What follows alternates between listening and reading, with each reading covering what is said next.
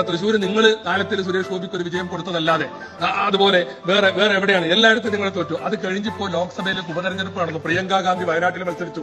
നിങ്ങൾക്ക് വന്ന വോട്ടിന്റെ കുറവ് എത്രയെന്ന് നിങ്ങൾ 70,000 വോട്ടിന്റെ കുറവുണ്ടായി. പിന്നെ BJP ഞങ്ങളിവിടെ CJP എന്ന് പറഞ്ഞാൽ എന്താ തെറ്റ്? വയനാട് ഉപതെരഞ്ഞെടുപ്പില് LDFന്റെ 70,000 വോട്ട് പോയതില് ഷംസുദ്ദീൻ ഉത്കണ്ഠ പ്രകടിപ്പിച്ചതായി കണ്ടു. സർ, ഞങ്ങള് അല്പം പിന്നോക്കം പോയി എന്നുള്ളത് ശരിയാണ്. പക്ഷേ കോൺഗ്രസ് സിറ്റിംഗ് സീറ്റില് 86,000 വോട്ട് മറിഞ്ഞ് BJP ജയിക്കുന്നത് ഷംസുദ്ദീൻ കണ്ടില്ലേ? തൃശ്ശൂരില് BJPയിലേക്ക് കുത്തിയൊലിച്ച 86,000 കോൺഗ്രസിന്റെ വോട്ട്, അതിനെക്കുറിച്ച് പരിശോധിക്കുന്നതല്ലേ കൂടുതൽ നല്ലത്? CJP ആ പദം ചേരുക ഷംസുദ്ദീന്റെ കൂട്ടാളികൾക്ക് തന്നെയാണ്. കോൺഗ്രസ് ജനതാ പാർട്ടി അതിന്റെ കണക്കധികം പറയാത്താവും പൊതുവേ നല്ലത്.